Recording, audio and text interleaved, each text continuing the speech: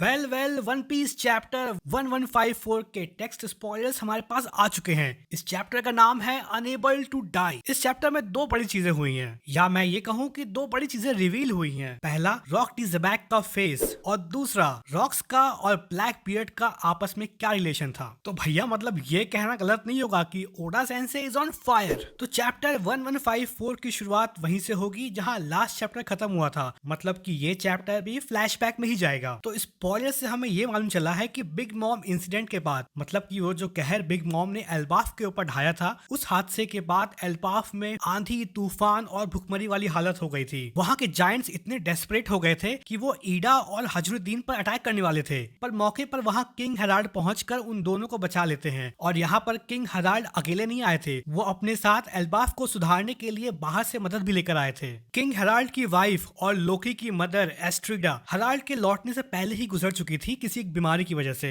और वहीं दूसरी तरफ ईडा ने अपना बार खोल लिया था अंडरवर्ल्ड में। उसी फ्लैशबैक में हमें यह भी मालूम चलता है कि 56 साल पहले किंग हेराल्ड भी रेवरी को अटेंड करने गए थे, पर उस समय वर्ल्ड गवर्नमेंट ने उन्हें कंप्लीटली इग्नोर कर दिया था। जिसके बाद जब किंग हेराल्ड वापस एल्बाफ आए, तब जारुल उनसे गैलीला के बारे में बात करता है। अब ये गैलीला क्या है? गैलीला एक ग्रुप है एंशिएंट जायंट और non ancient giant ship builders का, जिन्हें वर्ल्ड गवर्नमेंट ने कैप्चर कर लिया था। तो अगर तुम लोग ये सोच रहे हो कि इस ग्रुप को वर्ल्ड गवर्नमेंट ने कैप्चर क्यों किया, तो शायद इसका सीधा सीधा रिलेशन है फिशमैन आइलैंड में प्रेजेंट एक बहुत बड़ी शिप का, जो कि शायद इसी ग्रुप ने बिल्ड किया था किसी खास पर्पस के लिए। और जब वर्ल्ड गवर्नमेंट को इसके बारे में मान चला होगा, तो गैलीला नामक पूरे ग्रुप को वर्ल्ड गवर्नमेंट ने कैप्चर कर लिया होगा। अब लोकी के माँ के गुजरने के बाद उसका पालन पोषण, या फिर यूं कहा जाए कि जानवरों जैसा पालन पोषण और उसे अब्यूज करने की जिम्मेदारी एस्ट्रीडा के बहन ने उठाई। और क्योंकि उस समय हेराल्ड का पूरा ध्यान एल्बाफ को रीबिल्ड करने में था, तो इस दौरान उसने लोकी पर कभी पूरा ध्यान ही नहीं दिया। जिसके बाद कुछ समय और बीता, और करंट टाइमलाइन से 48 इयर्स पहले लोकी ने कुछ बड़े जायंट बीस्ट विलेज पर छोड़ दिए थे। पर फिर जब लोकी ने ये देखा कि कैसे बाकी बच्चे हजरुद्दीन की मदद कर रहे हैं, तब उसे रियलाइज हुआ कि वो कितना अकेला है। जिसके बाद हमें मालूम चलता है कि अंडरवर्ल्ड में रॉक्स पायरेट्स की एंट्री होती है, और वो लोकी से पूछते हैं कि क्या वो लोग एल्बाफ में प्रेजेंट है इस समय, और वो किंग हेराल्ड के बारे में भी पूछते हैं कि क्या वो इस समय विलेज में प्रेजेंट है या नहीं। जिसके बाद हमें यह भी मालूम चलता है कि रॉक और हेराल्ड दोनों एक दूसरे से रेवरी के टाइम पे मिले थे 8 साल पहले, मतलब कि करंट टाइम लाइन से 56 साल पहले। फिर जिसके बाद रॉक ने किसी एक मरीन एडमिरल को मार दिया और वो एक वांटेड मैन बन गया। और फाइनली हम इस चैप्टर में रॉक डी ज़ेबैक का फुल फेस देखते हैं, जिसके बाल 2 कलर के थे और उसकी शक्ल बिल्कुल ब्लैक बियर्ड से मिल रही थी। और ऐसा इसलिए था क्योंकि रॉक्स जो था वो ब्लैक बियर्ड का फादर था। तो टेक्स्ट स्पॉयलर्स इतने ही थे। और हाँ, एक खुशखबरी की बात ये भी है कि अगले हफ्ते कोई भी ब्रेक नहीं है, तो मतलब हमें बैक टू बैक 2 चैप्टर देखने को मिलेंगे। अगर वीडियो अच्छी लगी हो तो लाइक करो, शेयर करो, सब्सक्राइब करो।